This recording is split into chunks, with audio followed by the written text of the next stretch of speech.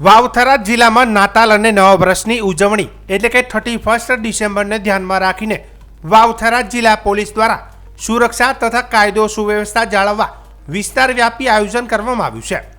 ગુજરાતનો એકમાત્ર એવો જિલ્લો જ્યાં એક તરફ આંતરરાષ્ટ્રીય પાકિસ્તાન સરહદ અને બીજી તરફ આંતરરાજ્ય સરહદ હોવાથી સુરક્ષાની દ્રષ્ટિએ આ જિલ્લાની સપાટી અત્યંત સંવેદનશીલ ગણાય છે।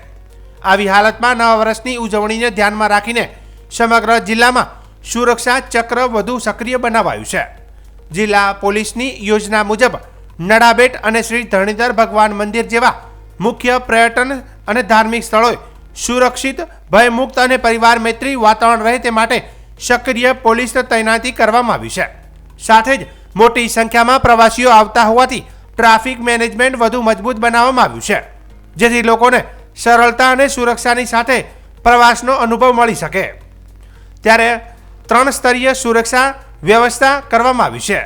પ્રથમ સ્તર સ્થાનિક પોલીસ સાથે SRPF સેક્શન અને GRD જવાનોની તૈનાતી, તો બીજું સ્તર PCR વાન મોટરસાયકલ પેટ્રોલિંગ અને ડી સ્ટાફની ટીમોની ફિલ્ડમાં, તો ત્રીજું સ્તર SOG પેરોલ ફ્લો ટીમ અને જિલ્લા ટ્રાફિક સેલ સતત ગતિમાન અને સુરક્ષામાં તૈનાત છે।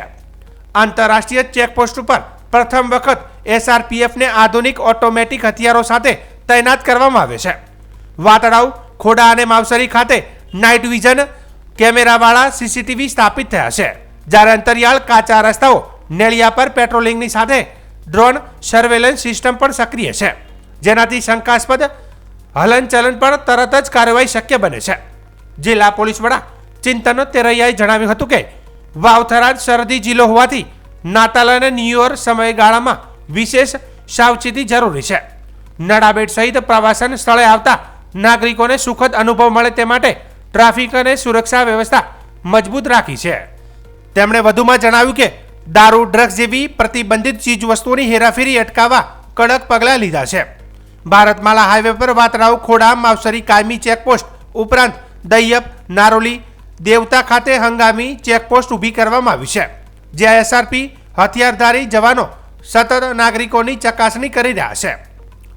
જિલ્લા પોલીસ વડા મુજબ છેલ્લા 3 મહિનામાં જિલ્લામાં 740 જેટલા દારૂ ડ્રગ્સના કેસ, 800થી વધુ આરોપીઓની ધરપકડ અને રૂપિયા 2.54 કરોડથી વધુનો મુદ્દામાલ જપ્ત કરવામાં આવ્યો છે, જે દર્શાવે છે કે વાવથરા પોલીસ સરહદી સુરક્ષા મજબૂત બનાવવા ગંભીરતાથી કાર્યરત છે। વાવથરા જિલ્લો એ રાજ્યનો એકમાત્ર એવો જિલ્લો છે કે જેમાં આંતરરાષ્ટ્રીય સરહદ ઉપરાંત આંતરરાજ્ય સરહદ પણ આવેલી છે, જેથી આ જિલ્લામાં એ બાબતે વિશેષ તકેદારી રાખવી ખૂબ જરૂરી છે। જિલ્લા પોલીસ દ્વારા આગામી નાતાલની તહેવારોની રજા છે અને 31 ડિસેમ્બરની જે ઉજવણીની પ્રક્રિયા છે એમાં બેવડા અભિગમથી જિલ્લા પોલીસ દ્વારા વ્યવસ્થા કરવામાં આવી છે। વાવથરા જિલ્લાના જે પ્રવાસનના સ્થળો છે, દાખલા તરીકે નડાબેટ છે, ધરણીધર ભગવાનનું મંદિર છે, આ વિસ્તારોની મુલાકાતે જે લોકો મુસાફરો જે આવે છે, પ્રવાસીઓ આવે છે, એ પ્રવાસીઓ જે પરિવાર સાથે આવતા હોય એ લોકોને કોઈ પણ પ્રકારની અડચણ ન થાય અને આ વિસ્તારમાં એક સુરક્ષિત વાતાવરણ મળે અને એક ભયમુક્ત વાતાવરણ મળે અને સૌથી વધારે અગત્યનું ટ્રાફિક વ્યવસ્થા સુચારૂપ જળવાય એ માટેની તમામ વ્યવસ્થાઓ આપણે જિલ્લા પોલીસ દ્વારા કરી છે।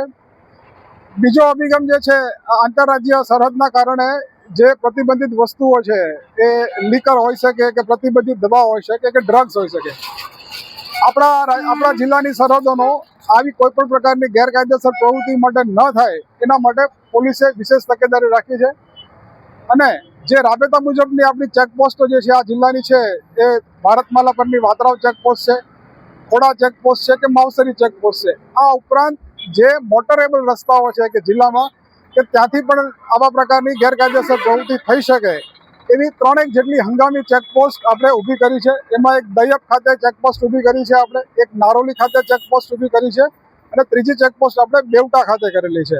એટલે જિલ્લા પોલીસે આ વખતે આ તમામ સરહદી વિસ્તારો છે આવરી લેવાનો પ્રયત્ન કર્યો છે અને જિલ્લામાં સૌથી પ્રથમ વખત એક ટેકનોલોજીનો ઉપયોગ કરી અને આ બધા સરહદી વિસ્તારોમાં સર્વેલન્સ રહે એ માટે વ્યવસ્થાઓ કરી છે। જિલ્લામાં સૌ પ્રથમવાર જે ચેકપોસ્ટો પર હથિયારધારી ઓટોમેટિક વેપનધારી અમે લોકો SRPFની વ્યવસ્થાઓ કરી છે। આ ઉપરાંત મેં વાત કરીએ તમામ ચેકપોસ્ટ ખાતે ડે અને નાઇટ વિઝન સાથેના CCTV કેમેરાનું નેટવર્ક પણ અમે લોકોએ સૌ પ્રથમવાર ચેકપોસ્ટ ખાતે આયોજન કર્યું છે અને સૌથી વધારે અગત્યનું આ ચેકપોસ્ટ સિવાયના જે આંતરિયાળ રસ્તાઓ છે કે જ્યાંથી પણ જેને નેળિયા કહે છે આપણી સાદી ભાષામાં, એ નેળિયાઓમાંથી પણ જો આ પ્રકારની પ્રવૃત્તિ થતી હોય તો ત્યાં ડ્રોન સર્વેલન્સના માધ્યમથી પણ આ પ્રકારની પ્રવૃત્તિઓમાં વોચ રાખવા માટે આ વખતે વાવ-થરાદ જિલ્લા પોલીસે ખાસ આયોજન કર્યું છે. વાવ-થરાદ જિલ્લો લગભગ 3 મહિના જેટલો સમય થયો કાર્યરત થઈ ગયો છે. આ 3 મહિના જેટલા સમયમાં લગભગ 740 જેટલા પ્રોહિબિશનના અને ડ્રગ્સના આપણે કેસો કર્યા છે અને 800થી વધારે આરોપીઓ વિરુદ્ધ આપણે છેલ્લા માત્ર 3 મહિનામાં કાર્યવાહી કરી છે અને લગભગ 2 કરોડ અને 54 લાખ જેટલી માતબર રકમનો આપણે મુદ્દામાલ છે NDPS અને પ્રોહિબિશનમાં મુદ્દામાલની કાર્યવાહી કરી છે. બીજું વિશેષમાં કહું છું કે આ કાર્યવાહી માત્ર 31 ડિસેમ્બર કે નવા વર્ષની ઉજવણીને ધ્યાનમાં રહી નહીં, પણ આવનારા સમયમાં પણ આ જ પ્રકારની કાર્યવાહી છે આ વિસ્તારમાં થાય અને લોકોને એક સુરક્ષિત વાતાવરણ મળે એ દિશામાં તમામ પ્રયત્નો વાવ-થરાદ જિલ્લા પોલીસ દ્વારા કરવામાં આવશે.